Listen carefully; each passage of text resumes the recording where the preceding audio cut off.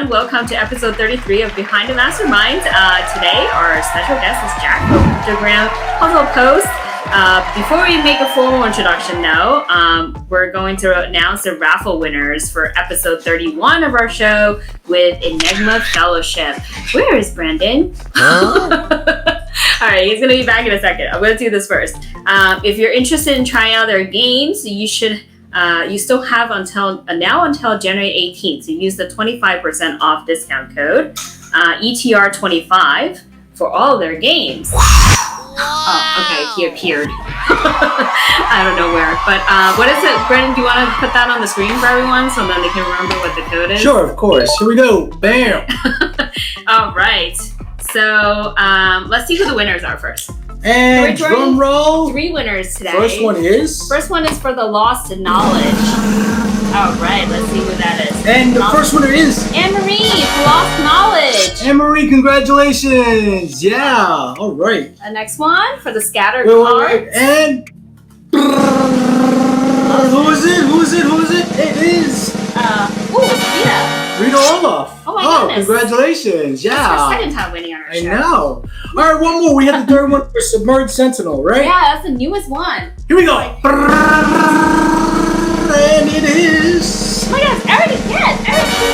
Eric Shackley, congratulations again, back to back. And just so everyone knows, we have a lot of winner raffle tickets here. It's not just planned or anything. That's so crazy. Eric, go play the lotto. You will have crazy luck on this show, for sure. He's on a roll.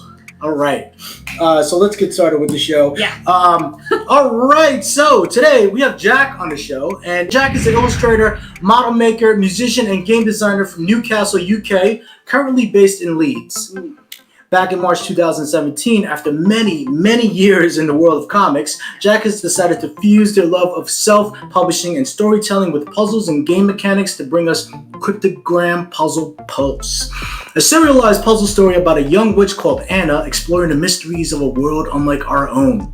The series is now 34 issues deep and will be coming out in a collected book format from Liminal 11 in early 2022. Ooh, yeah. And speaking of that, Jack is also getting a present for all of our viewers today. If you enter the code ETR10 into their shop, you'll receive a 10% off. Jack, is there an expiration date for this? I think I may have set one, but let's just say 2 weeks. All right. Okay. No, 3 weeks. Yeah, until he says so. Yeah. And if you're still unsure and what Cryptogram Puzzle Post is about, before you order, you can download the first season for free on their website. Wow. Amazing. Free stuff. Always love that. All right, so let's get started. So, Jack, you seem like a jack of all trades, but a douche. And out of all your career paths, what has been your favorite so far? I mean, this one for sure. This is, I think it feels like a culmination of a lot of the other things that I've done before now. And it's still kind of exciting and terrifying in equal measure that it's a full-time thing. It's still just every time somebody says, "What do you do?" I get this kind of what? And I kind of usually just say illustrator because it's easier and there's less questions. But it's just wild. It's great. Still living the dream. I know. A little bit of this, a little bit of that. Yeah. So during your teaching career, comic career, band career, any cool, fun, weird stories that's worth mentioning? Oh, yeah. I mean, loads of kind of weird stuff. I guess from teaching, the highlight, well, I don't want to say the highlight of teaching because, teaching's great for all these kind of very lofty reasons, but definitely the coolest event that happened while I was a full-time primary teacher was meeting Henry Winkler, who, played the Fonz and honestly, the head of English told me that he was coming, and I was I had this sort of cognitive disconnect where I was just why I don't understand the joke of why you would say that. And then it took me 2 days to realize that he has, a line of kids' books.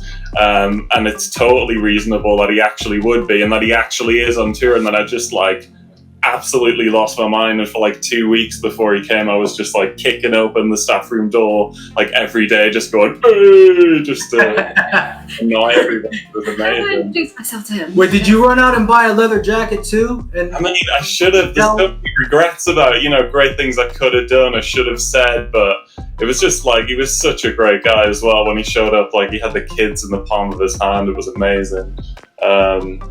Yeah, so that was pretty weird.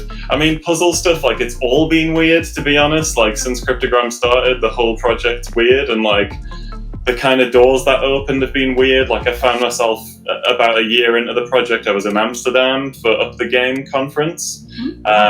And yeah, and so basically just from somebody in the Netherlands who is involved with Logic Blocks escape rooms, who did the catacombs and stuff, found Cryptogram randomly, ordered a few issues, was interested, just got in touch about it, and then like suddenly I was there and I was doing like 2 workshops and a talk and like you know, and live art and stuff. In fact, I was stood in the hallway of the kind of venue, just like drawing on this big ream of paper that I bought from IKEA for like £3 of them. Just like using Sharpies, trying to draw the biggest thing I could in the shortest amount of time, and just kind of hearing conversations as people were going past, and just random people that I knew from the internet. So weirdly, Rita, who you just drew for the prize earlier, was there, who does Post Curious, and then the guy, I can't remember the guy's name, but the guy who did what's it called?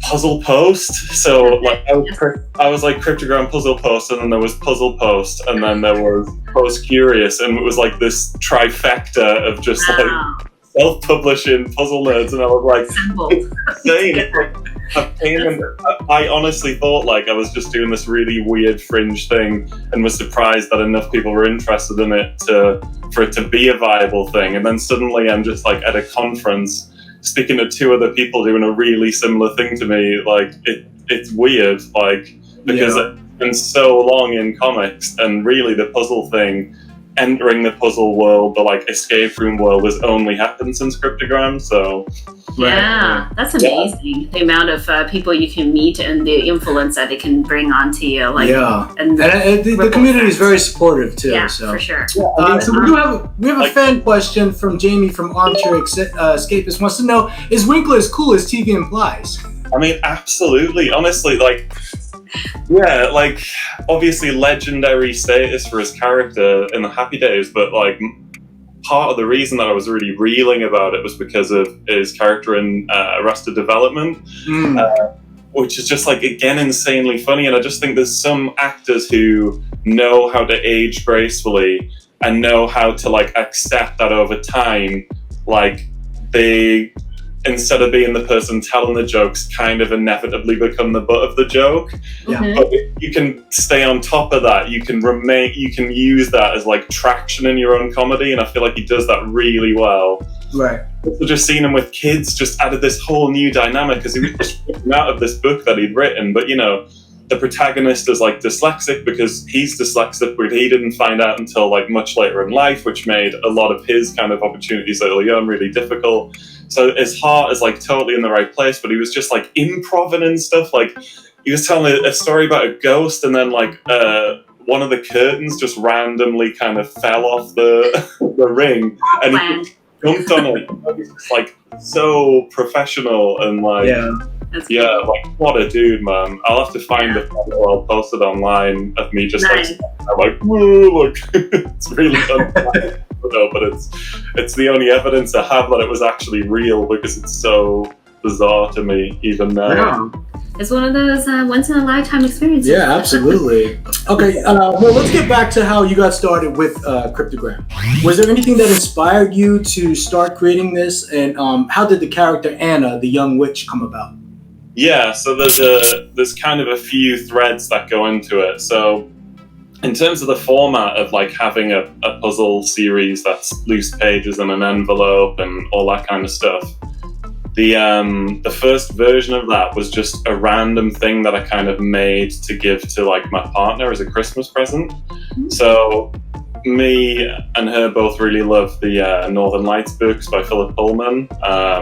His Dark Materials series that's on like BBC right now is like getting everybody into the books, which is really exciting because they're just amazing. Like, our like eldest son's middle name is Scoresby after one of the characters in the book. Like, it's just so amazing. But one of the main character in it has this device called the alethiometer, which is a bit like a compass that allows it to kind of divine meanings and like predict things, and has kind of like supernatural abilities if you know how to read it. Right. And I'm really obsessed with that concept and wanted to sort of like use that as the basis for something. But obviously, like, I'm not like a watchmaker or like, Not yet. That could be added to the list. Yeah, I think like that's the kind of thing that I'll get into maybe when I'm like 50 or 60, and I can kind of kick back and I've got like enough gear around me to justify it, but not right now. So I was kind of leaning on my strengths. It's like, okay, like drawing, obviously, like I really like game mechanics and puzzle stuff, just like as a hobby and an interest and an area of study, but not really like professionally until Cryptogram. So it was just like a kind of a cute thing. It was partly related to the book, but it was like a lot of in-jokes and stuff. But the central mechanic is exactly the same as it is now in the project, which is, you solve a page, your answer to that page sort of informs you about what's going to happen next so that you can solve the page after that, and then you get to like a final answer at the end. And on that version there was like a cutout, and she had to take it to a copy of the book and like lay it over and all this other stuff, and it's like so fun to do, and like so fun giving it to her and like watching her do it. And it was sort of like her idea to be like, you should try and like turn this into another thing. So simultaneously I was similar to Enigma Fellowship, right? They started with giving a gift from one to the other, and then it led into this whole creative, like. You never know. Oh, you're great, for sure. Giving's like such a great way to do that, because you kind of naturally forcing yourself out of just what you would enjoy and trying to think about other people's experiences and stuff. And the same thing's true of like models. Like most of the models I make are gifts for somebody, and the only reason I can stay motivated to do it is because I'm doing things that I think that person would enjoy, if that makes sense. So that's why this is kind of infectious. But and then simultaneously with that, I was kind of developing a plan to do a really long form graphic novel about a young witch called Anna. So that basically all the writing together. Yeah, so you already had an idea of a character, but more from a storytelling, a book format, but you made it into a puzzle, which awesome. That's crazy. Yeah. And then I know that you already had the illustrations down, probably the puzzle design skills too from your game design career. And by the way, if you want to tell us a little bit about your previous projects, feel free. But what did you have to learn when starting this new business? Any invaluable lessons for our first-time creators out there? Yeah. Well, again, I guess I was kind of lucky in that because I'd done all of these other things and then basically created a job around them. Like the whole thing is sort of based on playing to those strengths. So, I started like self-publishing zines and stuff when I was like 13 or something crazy, like just photocopying comics and then like folding them and stapling them and, making like 50 copies and trying to make my money back on the printing costs and stuff. And that obsession just like never ended, like with self-publishing. And really like Cryptogram is just an expanded version of that same formula. So all of that kind of stuff I've just learned over time. And then the illustration stuff, again, it's just like you do enough commission work or like your own projects and stuff, and you get a sense for that. And then the storytelling, I guess, comes from comics as well. Like most of the stuff that I was creating in comics was fiction. So, and then, while I was like studying at university, and then while I was like full-time professional teacher, I've always kind of been using my downtime to at least like keep an Etsy shop updated, or like, keep my kind of self involved with like art things. So I think all of those things really like come together with this. I feel like you probably found, you know, the way to connect all the pieces together and then made it into like this big meta thing. Yeah, I think it's like a combination of like all your talents pulled into one thing that you were able to, you know. Yeah, and all my interests as well, which I think is maybe more important because, you know, I guess the question I get most often is like, if you're one individual and you're like, you know, you're trying to come up with a series which is like serialized and it's an ongoing story and it's this and it's like a small business and you got to like print and all this kind of stuff, like how do you find time, or like how do you stay on top of all that stuff? And it's really the variety and the fact that it's built around stuff that I know that is like time tested as stuff that I enjoy. So that like, even if one thing turns into a slog, like if I'm working on a new issue and you know, I'm just like hitting a brick wall with the writing or something, I'll probably already have enough stuff where I can start like drawing, or I can start thinking about the cover, or I can like answer some emails, or I can update the website, or I can like ship some orders, or I can do like, I guess it's like, he does everything. Yeah. Though that allows that to happen, I think, and you know, just kind of, I like lists and staying organized, so that's great. Yeah, you have to, especially in this line of work. Yeah. We got a couple of comments I want to get out there. So Unicorn Conservation Company says, totally geeks out on every miniature picture that you post. Woohoo, fans. Angela says that Eric says thank you from the recovery room. He's in the hospital. Rita says RUUD. I'm not sure what that means, but all caps is an acronym. I don't know. He knows though. It's like a group thing. No? Oh, okay.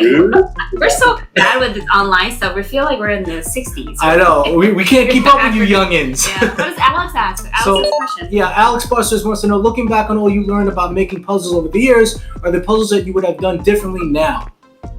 Yeah, I mean, this is a kind of interesting question because it's something that's immediately relevant to the fact that, like, I'm going to be spending this next year compiling a collection, essentially, for Liminal 11. So the books that are coming out are all of the issues that I already have. So there's definitely going to be a book. There's probably going to be 2 books because there's just so much material. And then a movie, the epic film after that, the Lord of the Rings of trilogy. Oh yeah, I mean, this is it, and so I'm kind of stuck in this battle between, on the one hand, I think it's really important to have like evidence of the journey that you've taken, you know, like a document of the things that you've learned. And I think it's important to show people that, like, even if you saw this thing I did now and think it's really great, like if you look at a thing I made like 6 years ago, you're not going to think it's as great as that, right? And like if you look at the thing I made even earlier, it's not going to be as great as that either.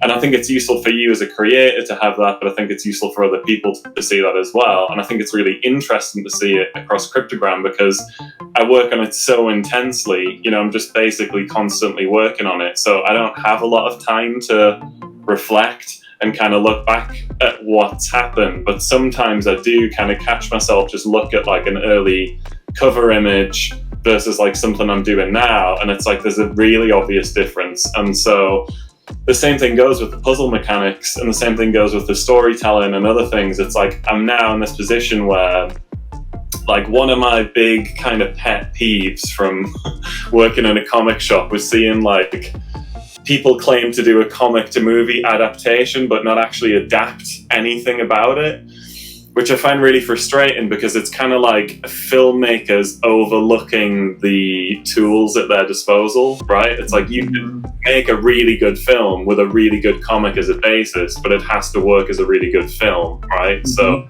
I'm now in this position where I've had this project as, you know, like loose envelopes with 8 pages in, and I've based all of the writing and the game mechanics around that format and around the idea that you read them as chapters and like over time and stuff. But in a book, the context is completely different. So from a creative point of view, I'm now like, do I go back and how much can I change and keep integrity to the kind of, you know, the natural flow it's hard to keep track, especially. being so long. But I mean, like, I love how all your puzzle types are different in each game, and your drawings and, you know, like just keeping in the variations of like colors, they're all very different from each other too. So there's not like no repeats, which is pretty amazing by this point, because you have 34 issues in, and I haven't seen, you know, like, I mean, we only have like 6 here, but I haven't seen any repetitiveness, which is pretty crazy. Yeah.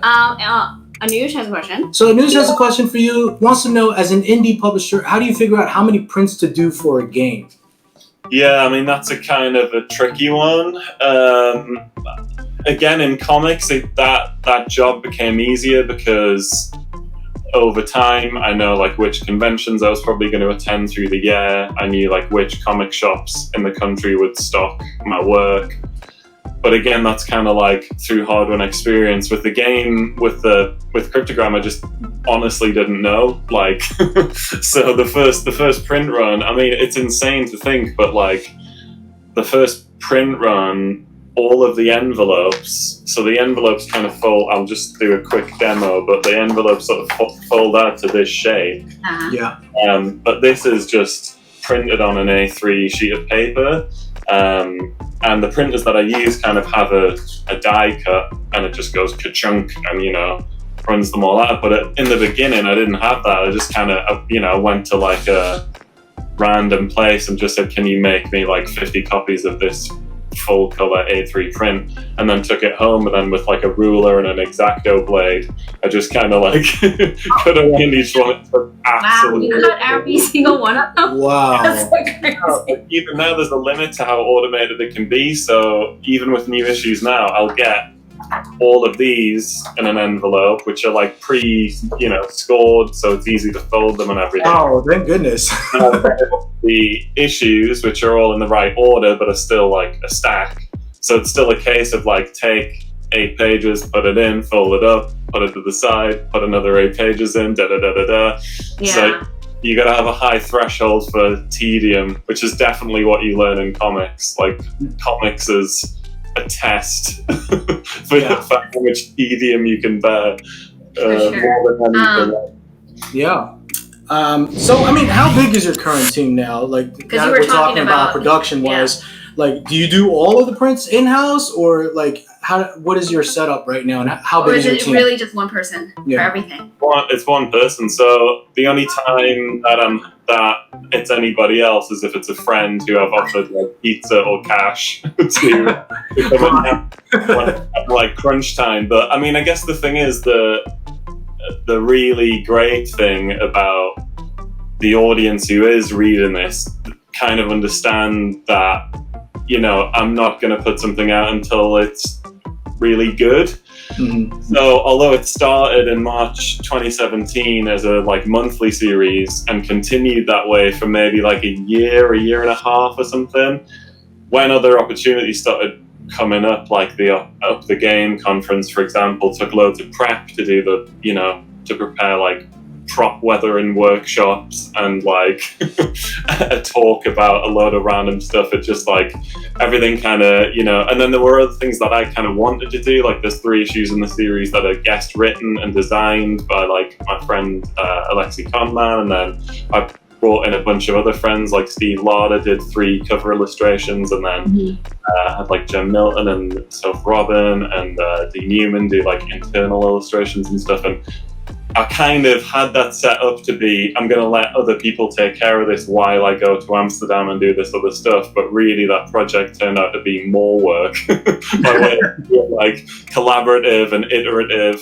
But also, like, the more I do it, the more I learn how to do it well. And so I set a higher standard for myself. And those guest issues certainly like set a bar quite high for me, because like, you know, Alex developed them over like the course of about a year before we actually put them to print, and it was just like, oh, they're so good, and like I just want to make every issue as good as this. So you set the bar higher. So now I'm like miles and miles behind the monthly schedule, you know, and like I owe everybody. I'm doing the cover artwork for an issue which has been uploaded now to Patreon. But hasn't been to print yet. And then I've got 2 more print issues after that. And then that concludes what I'm calling the monthlies, which is kind of the first 36 issues, which will all have a monthly date stamp on them that over time reflects less and less of where it actually came out. He's officially apologizing to all the subscribers out there right now. Ahead of time. A little bit delayed, but it will get to you one day. All right, so everyone, so this is the first on our show, but we love it. Jack is going to give away a mystery goodie bag. You might even get one-of-a-kind artwork from them. Whoever is the winner must promise to share this on social media post, though, because we want to see your prize. Well, yeah, because we don't even know what it is or what it looks like, so we want to know as well. Yeah. Fun. It's more of a goodie box. So it evolved from a bag to a box. Wow. But I thought it might be fun to show some artwork as well now, because it's kind of relevant to... I'll just show it. Yeah, let's take a glimpse. Oh, you already have the box prepared. Oh, yeah. Okay, I thought you were still... This is the mystery goodie box that he's about to unbox for everyone. I would be so dumb if we don't have some of this. I'll save the... For the people... I mean, like, look at this beautiful enamel pin. Yeah, look at that. I feel like. One of those in here. So Yep. Pin lovers. Hey, Jack, you could have just left that in there. It would have totally been worth it. They would have been like, ooh. A good of issues.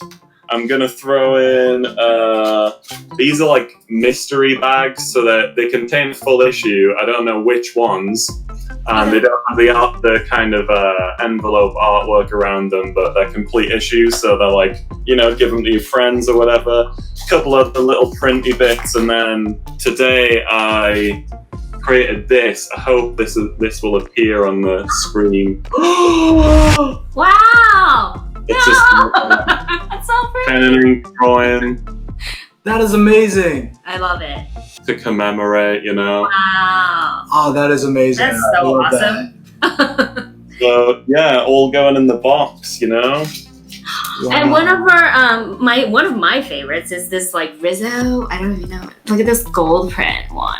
Oh my goodness, that's beautiful. The people who print all of the Cryptogram issues are actually like really close to where I live and work.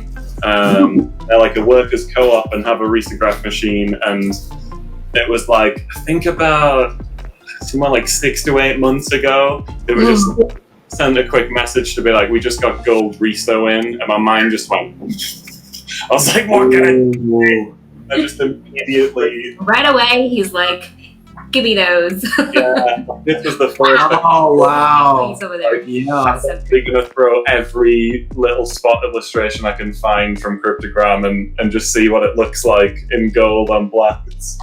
That is amazing. By the way, the stream is not doing justice to Jack's artwork because in person, this is really beautiful. For sure. All right, so are you guys ready to win this? No, let's keep going. They don't need to know.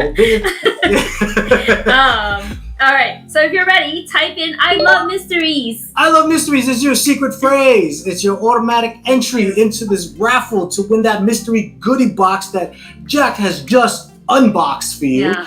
Let's like pretend like we don't. Yeah, I'm gonna make a fake account and. It's still kind of mysterious, right? You don't know what's in the. Wow, he doesn't even know. Yeah, that's so crazy. All right, so once again, if you missed the live stream, our video will be posted on YouTube and IGTV for you to watch at your convenience time in a later time, and you can type in the phrase underneath there too before episode 25 airs on January 29th, which is when we'll announce the winner. Yes, that's when we will be announcing the lucky winner. It might be us. I don't know. So tell us a little bit about your subscription options. It's probably the most options that we've seen offered. So you can buy them as single issues, seasonal issues of 3 months, and an annual issue of 12 months. With the 3 months, if you solve all the answers, you'll get a bonus art prize. With the annual issue, there is a meta puzzle included. I guess, is there a prize when you solve that as well?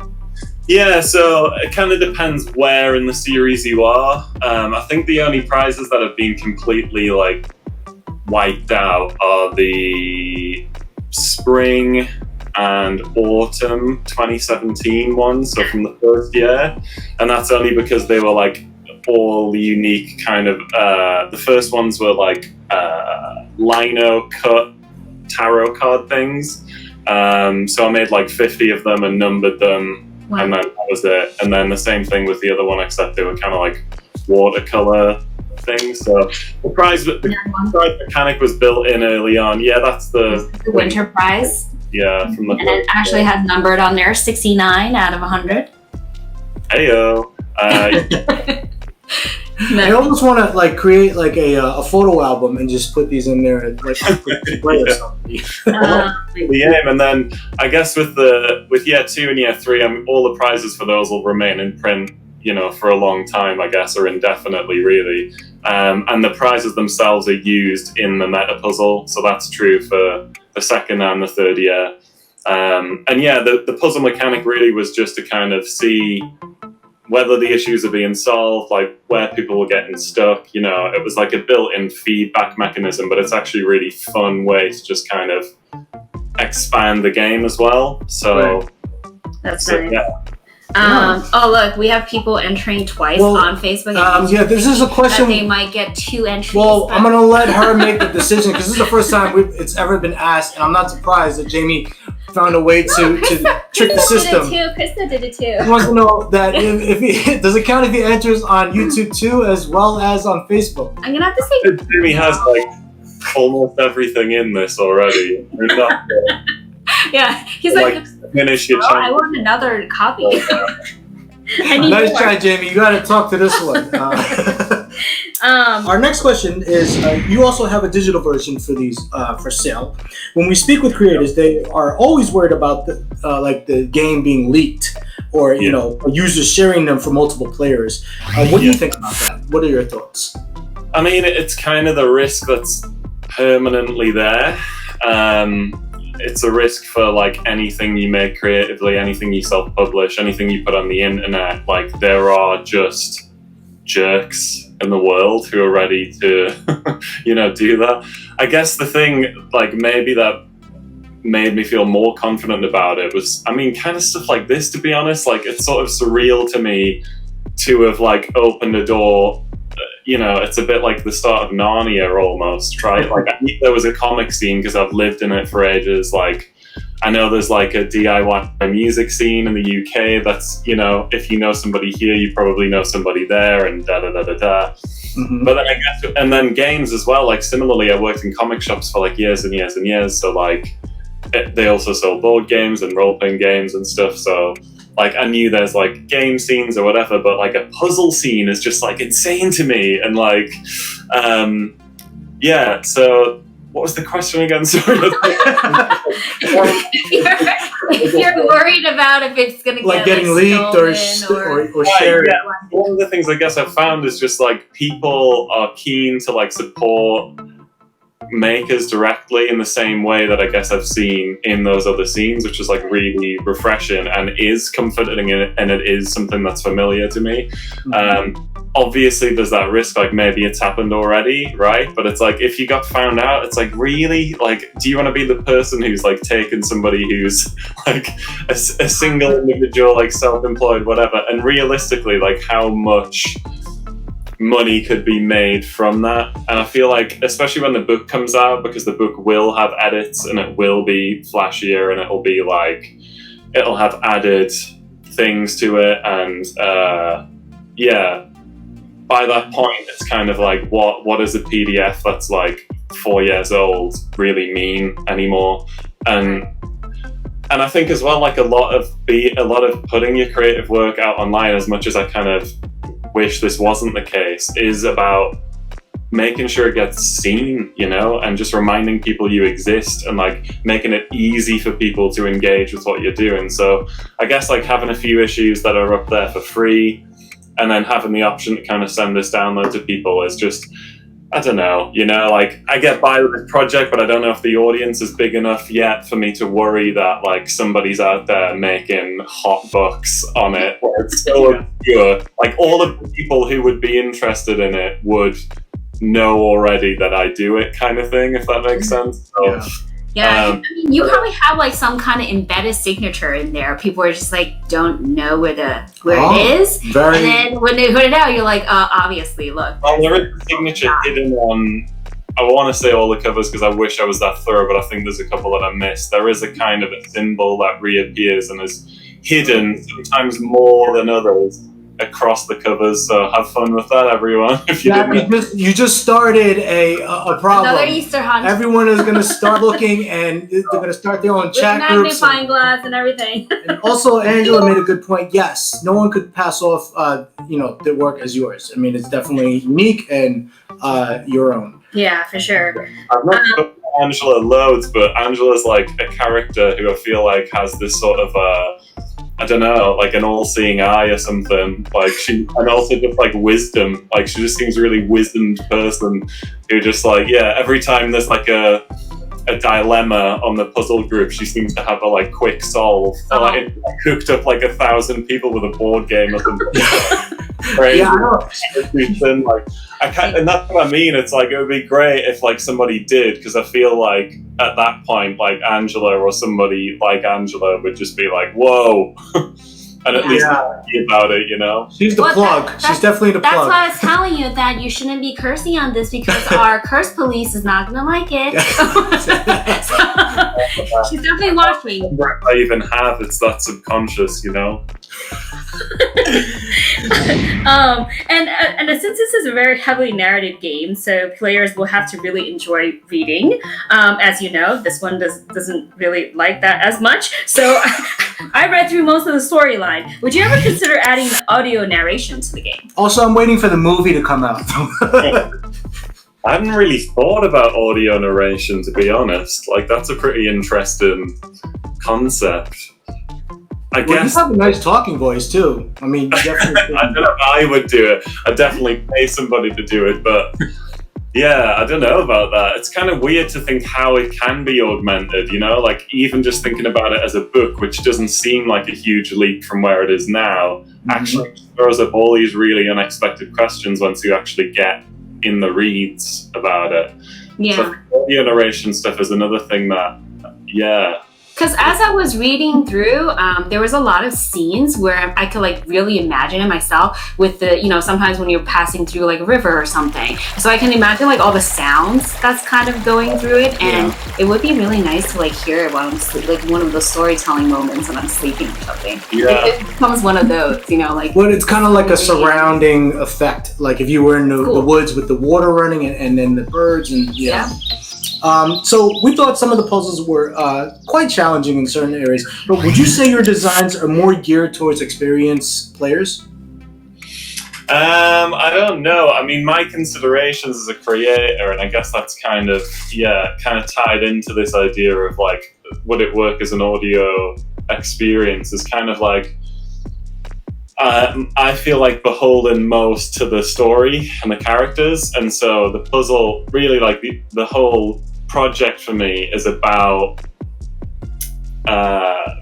puzzle plus illustration plus narrative equals something else, right? So like comics, for example, you could say are like words and images, but really once you're making a comic, you're making something that's neither of those things and is like its own beast, right? So for me, like the whole joy of making and the whole point of making it is to explore the relationship between those things and how much you can blur the line between those things and how much you can make those things work for each other. And so I'm telling this story, and I guess for me it's more important to have puzzles that I guess reflect the experiences that the characters are going through, or if the characters are going through a really like gnarly hardcore time, like I don't finally get it. Which is a gnarly hardcore time at the same time, I definitely like feedback on the whole, I feel like is more like if you're experienced puzzle person or like ready for a challenge. But then I also think like it doesn't go linearly in terms of how difficult things are, and like you mentioned earlier, like there are different puzzle types within a single issue. And I like to believe as well that if you have solved maybe one or two issues before, you sort of kind of understand the internal logic or the language of the series. And that's another big consideration for the book as well, is kind of like how does having it narratively placed all together change that sort of experience in terms of the difficulty curve of the puzzles and stuff. But yeah, I've created some real evil. I'm not gonna lie. Well, we're getting some really good suggestions that we'll get back to towards before we wrap up the show. Let's keep going though. By the way, the artwork, I mean, we already talked about this. It's amazing in this game. Yeah. What do you use to draw most of these? Are they digital size, handmade? I actually don't know. I'm not a guru in art, so I don't know the terminology of this type of artwork. But I know I love all of them, so I want to know, like, what is this? Yeah, and I can show you right now. It's pretty low tech. So I use Bristol board, which is basically just like a really nice, thick, kind of smooth paper card. It's really nice to draw on with pens, so ink pens, fine liners mostly. I usually start with the cryptogram covers. I usually start because they're such a huge and involved thing, and there's usually a foreground, 3 middle grounds, a background, and then they kind of go forever. So it takes a lot of juggling of elements. So I usually try and come up with a sort of a mock-up just so I know that the composition makes sense on the screen. So I'll do that in Photoshop or something, and honestly, just doing anything like scribbling or just dropping in shapes and stuff, or if I have a photo reference, sometimes I'll just drop that photo reference in there and chop bits off and flip it around and get a sense of just how the thing is supposed to look, so I can. It makes it sound really easy with the hands. I know, and it's stuff. just I just do a little this, a little that. That's Well, on average, how long does it take you to do a cover? Again, it's incrementally longer and longer, so sometimes if it's a quick cover, it'll be 60 hours. If it's a less quick cover, it'll be 90 hours or 100 hours. I don't even really know, but yeah, once I've got the composition though, I do a pencil sketch and then an ink sketch, so I can show you some original covers if you like. They're all drawn to the same scale as the actual envelope. John, we'll get to that question towards the end. We do have the same question for him. Oh. Yeah. Wow. How do you fill in the colors? So then I scan this back into the computer and I do all the coloring on Photoshop. So yeah, that's this for example, the I think this is the April issue that's behind us. The color, there's so many shades of purple. It's amazing. I don't. A very detailed feel, but yeah, absolutely. Yeah. Well, actually, you can answer John's question because it's a little bit different from mine. Okay. Yeah. So, John Whipple wants to know, how do you pick the playlist for each issue? Any other musical aspects to your work? Yeah, so music kind of permeates a lot of the project. It permeates a lot of the writing that goes into it. To begin with, at the start of the project, because I was just figuring out what it could do, it was more of a mood piece than anything else. So music was as kind of been the driving constant, the hidden background element to the whole project. So at the start of each issue, I put 6 tracks that make up a little playlist.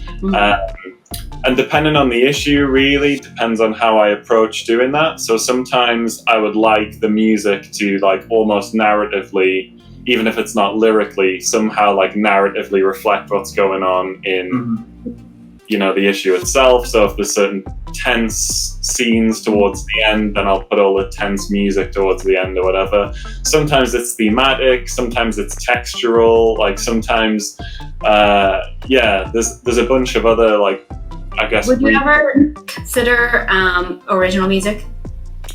Yeah, I have, and I'd really like to do that. And it's on my long list of projects. So there's a board game that I really want to get around to. There's an EP or an album of songs to get around to. The problem is with all these things, I don't want to do any of them in a half measure, and so I need to wait for the opportunity to arise where I can sit down for 6 months or something and work on writing a bunch of stuff. Right. That was amazing. But yeah. Okay. Well, you have my number. Definitely can talk about any opportunities. Really cool. So the last question we have for you is, tell us a little bit about this transition to Liminal 11 in early 2022. Will anything change in terms of the format of the game? Will the artwork puzzles still be designed by you? And are there any other things going on from the Cryptogram side that we should be aware of in the near future? And this is a good audience. Well, make sure you stick around because we're going to bring a special guest at the end for some exclusive announcements at the end of the show. But this is really, just for crypto side, if there's anything. Right. So the Cryptogram plan at the minute is to get these last two of the monthly issues out. So once issue 36 is out, then that means kind of like everybody who's bought a subscription on Big Cartel or whatever will be at long last satisfied. Feels like Game of Thrones. At last, the final episode is in. And from that point onwards until kind of towards the end of this year, you'll still be able to order digital download of the first year and the print issues from the first and second year, but from the second and third year, but they will gradually be falling out of print. So once the collection comes out, then the issue in its current incarnation as single envelopes all of the current issues will cease to exist, but the project is going to continue. The main difference, or the big kind of change, is that everything is going exclusively over to Patreon. After issue 36, issue 37 will be uploaded to Patreon. So the only way to stay on top of what's happening with Cryptogram real time before Liminal put out collections of all these issues will be on Patreon, and for that reason there's a cap on the number of subscriptions. So there's going to be 300, I think, which will be 250 standard subscriptions and then 50 kind of top tier things if you want a load of fancy extras. And the way the format will work is that just like it happens now, you'll get an issue which will be roughly 8 pages of narrative and illustrations and puzzles that all interlink. It's going to continue the story of Anna, but it's going to be like a many-armed beast. It's going to continue the story in that world, though, and on that timeline. But the main difference is there'll be 3 issues uploaded that way, all the pages digitally, and there'll be a charge for each of those issues. And then after those 3 issues are done, I'll create a cover image, print everything together in one kind of bumper-sized issue in one envelope, and everyone who's paid for those 3 charges on Patreon will just be sent that print issue. So you kind of have the option, if you really want to stay on top of it, you can read the issues digitally or print them at home or whatever, and solve them that way, or you can wait until the 3 issues are done and just kick back until it comes through your letterbox. So basically, everything that's going to be sold out from your website, per se, it will be pretty much ended, right? Because then you're going to move everything in 2022 to the publishing company. Correct. So if you want Cryptogram in its current incarnation, then 2021 is the year to do that, because by the end of this year, all the stuff that's on the Cryptogram store right now won't be available anymore. And the only way to get the single issues that will come out beyond issue 36 will be on Patreon. Just another key thing I totally forgot to say is the Patreon is free right now until issue 36 is done. So you can basically put your name down to be on the subscription list for when the new series starts and when I actually do start publishing things. And all the updates will be happening there as well. So I think there's 90-something people subscribed right now over there. So hopefully after this video, you're going to have 300. It's going to crank be up. Done. Yeah. So it sounds like you already know where the end game is. You know where you're going and the continuation of the story.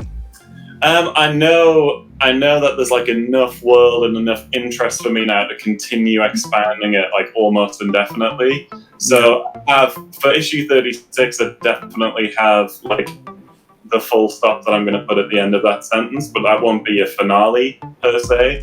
It'll just kind of conclude, 3 full years of monthly issues. Right.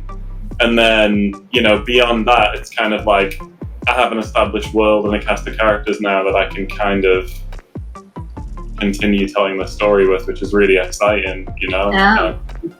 For sure. Yeah. We wanted just to show all of the feedbacks that are coming in real quick before we do the... Yeah, absolutely. So, like I was saying before, you're getting a lot of great recommendations, like the audiobooks we were talking about earlier. Yeah.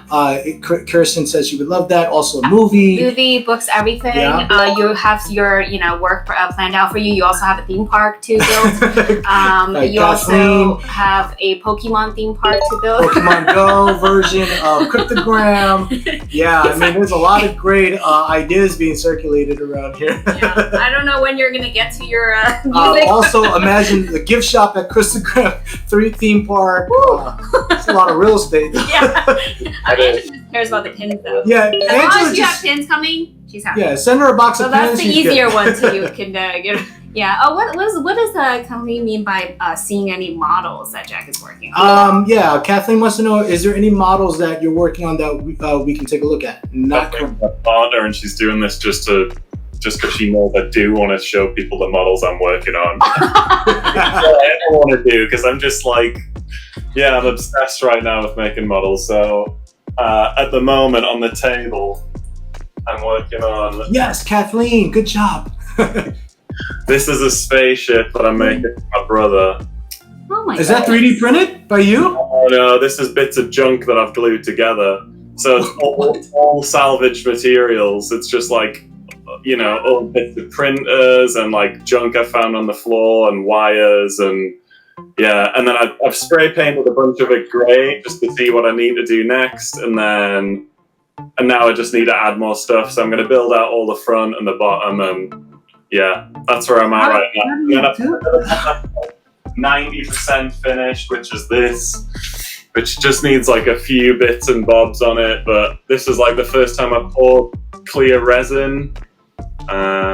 Okay, so now I understand what they mean by the theme park. I think when you build a model theme park. Oh my goodness! Like, yeah. Because you know you already have the drawings and whatnot, so all this even stuff like a museum, together. like a museum gallery with like, you know, displays of all your. Yeah, well, I've got low key plans to put together an exhibition, which will be kind of like, it would probably make sense for it to coincide with the launch of the book. So nothing's firmed up. I don't have a venue, but I do have lots of ideas about how that would work and how it would go down and how to make it like an interactive event and stuff. So yeah, towards the time when the book's coming out, you might hear me rumble about that unless I've taken on too much and it can't happen. Which taking on too much. Yeah. You've definitely inspired me to start picking up garbage. Mm-hmm. You never know what you can do with them. One day I'm gonna come home. There's gonna be a pile of garbage and a whole tub of glue. It's just gonna. Like with my model.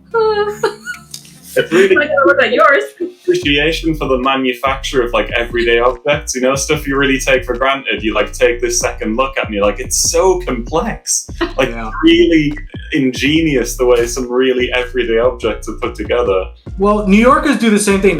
They go around picking up garbage too, but they just, you know, try to get money. Back on the try to change it for money.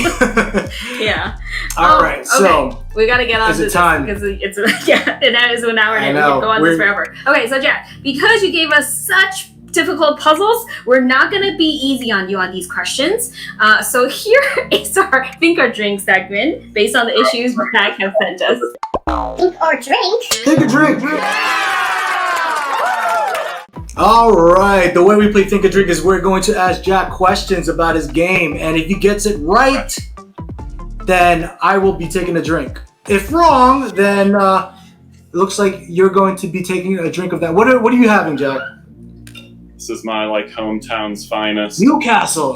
Newcastle is good. They got some good beer though. Yeah. So I'm sticking with the spiked sparkling. Maybe because he needs to finish this. Well, yeah, because the fridge is full of this. But I have the Smirnoff Spiked Sparkling Seltzer. This is the raspberry rosé flavor. So I'm going healthy with these alcoholic beverages. I don't want to do that to you.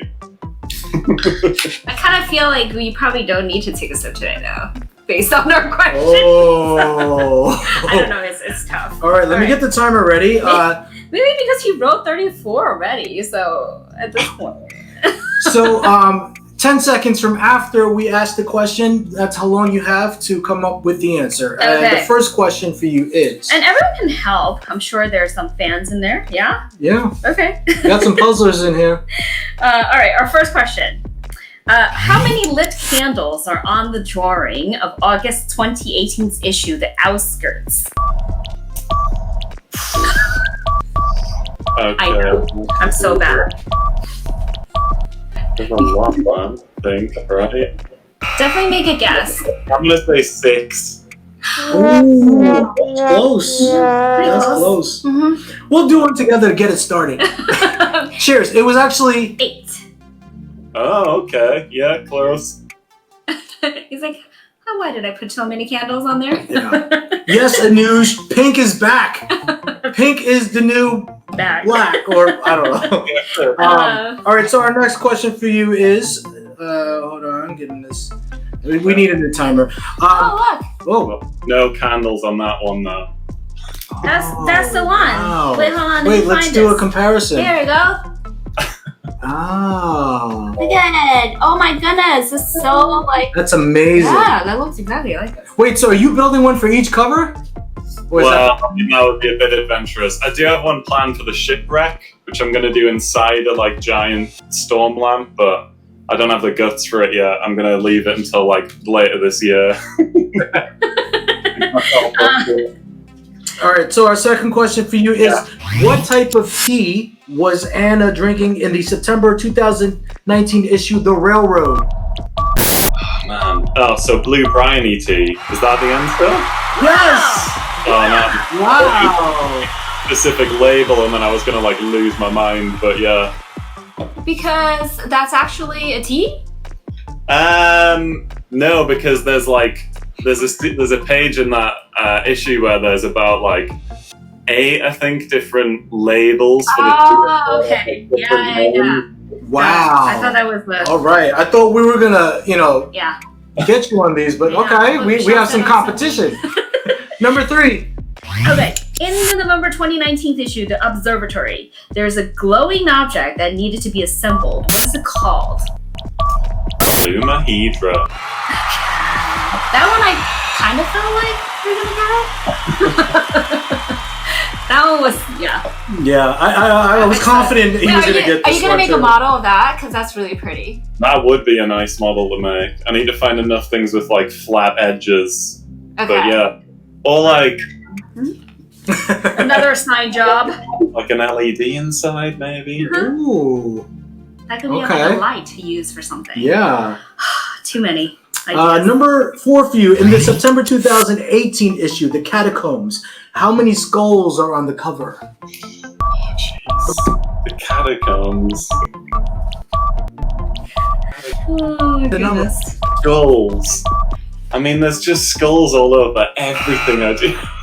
Well, okay, so I'll give you a hint. 3. I'll give you a hint. 3. You said 3? Did you say 3? Yeah. That was close. That was close. You actually said the number earlier. That was going to be my hint. 6. Oh, right, okay. Another beautiful one. Oh, yeah, I forgot. That one. It's coming back to me now. I really want to show these covers. Yeah, I know. Well, this is good. This is proof. Also, we didn't make this up. It's proof. I had a different issue in my mind because the catacombs and the bunker issue follow on from each other, and I always confuse them because they're both set underground. So I was like, how many? Did I put any skulls on that cover? That would be very Oh, that's a tricky. trick question. Mhm. Yeah. Yeah. So, our 5th question is? All right. In the October 2019 issue, The Tower, there were 3 powders. You can name one of them, or for bonus points, you can name them all. Well, there's just 3 drinks worth. Oh my god. No. I don't know if I can name any of them. I can't even remember why. Oh. One has like a flavor of an ocean. Okay, so one of them is salt of some kind. Yeah. Okay, well, we're drinking together so far. Okay, well, so sea salt, birch powder, and lightning dust. Yes. Okay, so we're coming to this magic moment. Are you ready for this? Is everyone ready for our mystery guest? Who's Who our is mystery it? guest? Who is it? I mean, we didn't even know until right now.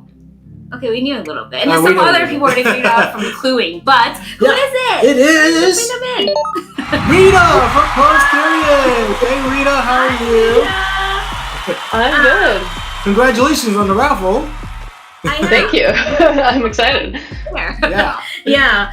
So what are we revealing today? We can no Can't longer wait any longer. Yes. Hesitation driving us nuts. I'm gonna let you take the lead. All right, sure. Well, we don't have a title yet, but Jack and I have been working on a project together since about the summer, and it's coming along. And we were just gonna announce what it is, I guess, for those who are curious as to what we're actually up to. We are making a narrative puzzle game in the form of a tarot deck that Jack will be illustrating.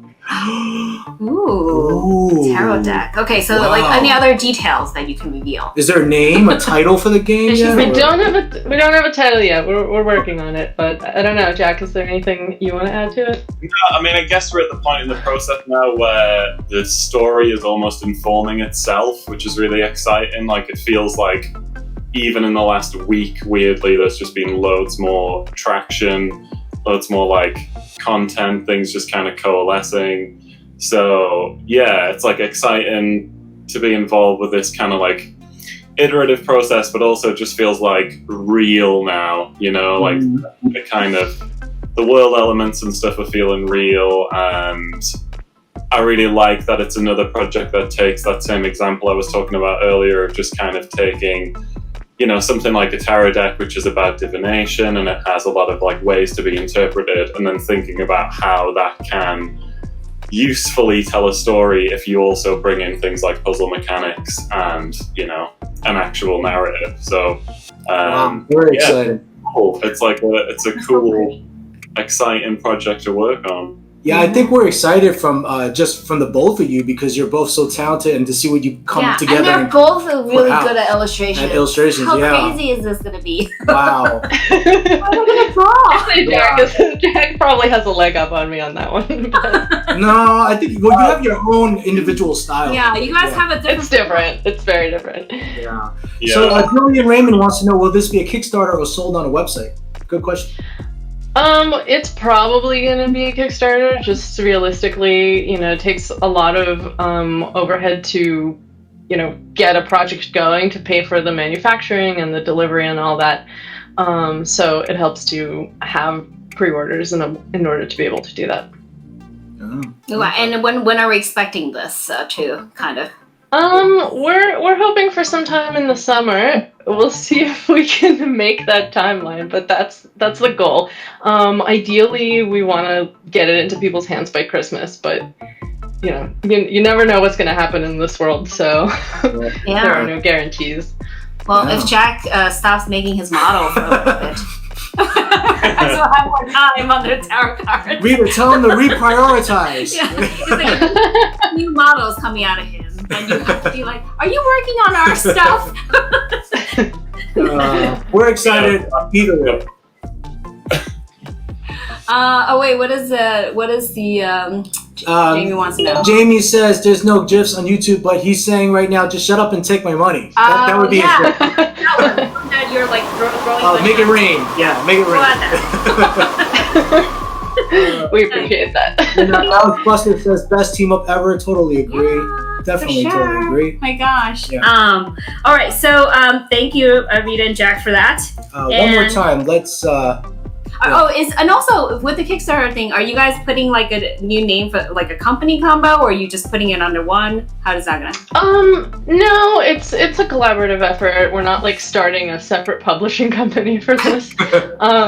So I don't know, like you can actually do like collaborators in Kickstarter too, so it'll probably end up just, like, being follow something along those lines. social media. It should lead to that. Yeah, I'm sure if you follow either of us, you won't be able to miss anything about this because it'll be all over the place when it happens. Very cool. All right, so one more time, we have a 10% off the store purchase. Yeah. Use code ETR10 and For then crypto? for Cryptogram Puzzle Post. And if you want to win that amazing mystery bag, you type in I love mysteries. I love mysteries. Yes. Okay, and also remember, only our post-edited version of the live stream, which we'll usually post in a few days later, will have the embedded letter or number in the video. There's just one per each episode. You can collect all 20 of them to form a phrase and email us the solution at the end of episode 50 to win the Epic Escapes games, 3 games in 1 game box. And people were complaining that you were making it way too hard. Let's give them a freebie. Okay, so the first letter is going to be a freebie, and it's in episode 30, timestamp 2334. Mainly because no one's able to find them. Yeah. So there you go. And from now on, he's making them this big. Yeah, this big with GIF files that are going like this. This is the secret letter. Yeah. That should help a little bit. Right? Oh my gosh. Okay, so our next Friday, January 22nd, we have our creators from Blueprint Gaming Concept. This is probably the first board game-ish dice board game that we're doing, which I'm really scared, but but it's gonna be a lot of fun. We'll do an unboxing video out before the show, so you can check out their game called Crimes and History: H's Homes in Murdered Castle. It seems kind of a dark story, but quite fun to play. Yeah, maybe we can get our PIs in on this. Yeah, all of them. Everybody would need help. Make sure to give us a like and subscribe on our YouTube channel and spread the word about our show. Really appreciate your support. And thank you, Jack and Rita, again for joining us. And the audience, don't stop puzzling. We'll see you next time. Bye, everybody. Great seeing you.